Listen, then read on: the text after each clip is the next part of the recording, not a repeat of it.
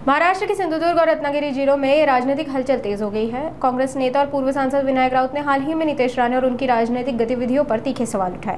वैभव नाईक, सतीश सावंत, संजय सारकर आम्ही एकजुटीने या जिल्ह्यामध्ये काम करतोय ते त्यांच्या डोळ्यात खूप असते आणि निवडून आलेला खासदार कुठे भूमिगत झालेला आहे हा प्रश्न रत्नागिरीकर विचारतात, सिंधुदुर्गकर पण विचारतात आणि मी जरी निवडून आलो नाही तरी माझा सातत्याने माझा संपर्क या मतदारसंघामध्ये चालू आहे हे त्यांच्या डोळ्यामध्ये खूप असते म्हणून अशा पद्धतीची बेताल वक्तव्य करतायत। ते नितेश राणेच्या कोणत्या आरोपाला आम्ही सिरियसली घेतच नाहीये।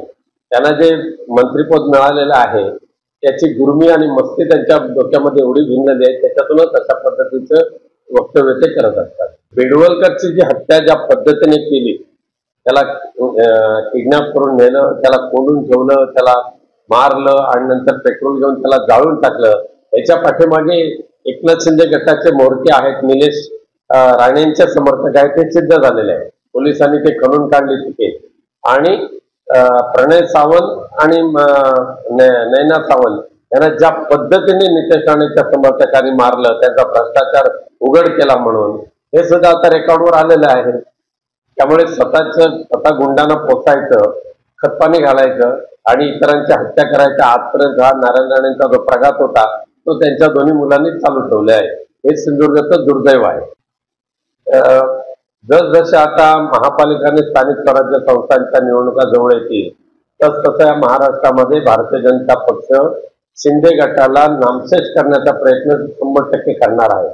त्याची ती सुरुवात झालेली आहे आणि शिंदे गट हा भाजपला नकोच आहे। त्यातल्या त्यात ऍडजस्टमेंट म्हणून अजित पवार गटाला ठेवतील आणि भाजप आणि अजित पवार गट शिंदे गटाचं विसर्जन करतील।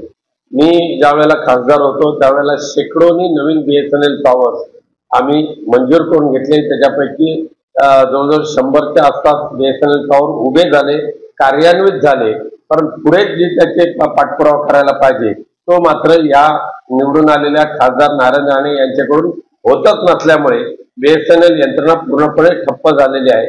आज मी त्याचा आढावा घ्यायला BSNLच्या संबंधित अधिकाऱ्यांना भेटणार आहे।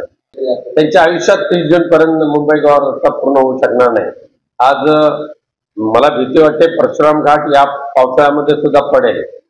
चिपळूणचं ब्रिज आहे, पालीचं ब्रिज आहे, लांजाचं ब्रिज आहे, एक ब्रिज पूर्ण व्हायला किमान अजून 1.5 वर्ष लागतील आणि त्यानंतर संगमेश्वर ते पाली आणि त्यानंतर रायगड जिल्ह्यातला खूप मोठा पॅच जो राहिलेला आहे तो पूर्ण करून घेण्यासाठी सुद्धा किमान 1 वर्ष जातील अजून। हे माननीय नारायण राणे साहेबांना माहिती आहे का चिपी विमानतळाची मुंबई सेवा बंद झालेली आहे का? एकदा जरा त्यांना सुद्धा प्रश्न विचारा। तर निद्रिस्त असलेले खासदार दुर्दैवाने सिंधुदुर्गला भेटल्यामुळे दिल्लीमध्ये ज्या पद्धतीने पाठपुरावा करून चिपी ते मुंबई ही विमानसेवा मी चालू केली होती ती 26 ऑगस्ट 2024ला तिथं करार संपला। पुढे चालू करण्यासाठी या खासदार महोदयांनी काही केलेलं नाही आणि म्हणून ते बंद झालेले आहे।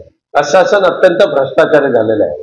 बघा आता तुम्ही संपूर्ण महाराष्ट्रातल्या प्रशासकांच्यावर ज्या धाडी टाकल्या जातात, करोडो रुपयाचं घबाड त्यांच्या घरामध्ये मिळते। त्यामुळे सध्याचं जे शासन आहे ते शासन आणि प्रशासन एकत्रित म्हणून एवढी लुटमार महाराष्ट्राची करतायत आणि त्यामुळे असे भ्रष्टाचारी अधिकारी निर्माण करण्याचं काम सध्याचं हे त्रांगडं सरकार करते। आज सिंधुदुर्ग जिल्ह्यामध्ये म्हणजे अख्ख्या महाराष्ट्रामध्ये सर्वात जास्त ड्रग सप्लाय कोणत्या जिल्ह्यात होत असेल तो सिंधुदुर्ग जिल्हा। गोवा बनावटीची सर्वात जास्त दारू कुठे चालू होत असेल तर ते सिंधुदुर्ग जिल्हा आणि जे सप्लाय करणारे सगळे हे भारतीय जनता पक्ष आणि नारायण राणे यांच्या गटाचे आहेत आणि त्यामुळे हे संपूर्ण अवैध धंदे ह्या सिंधुदुर्ग जिल्ह्यामध्ये एवढ्या मोठ्या प्रमाणात आता सुरू झालेले आहेत। त्यामुळे साहजिकच आहे हे धंदे करायचे असतील, वाळू तस्करी करायची असेल, खडी तस्करी करायची असेल, कासाड्याच्या मायनिंग अवैधरित्या चालू असलेली मायनिंग चालू करायची असेल तर शेकडो कोटी रुपये त्यांना द्यावेच लागणार आहे। अक्का बुक्का हे सगळे राणे कुटुंबीय, नारायण राणे कुटुंबीय।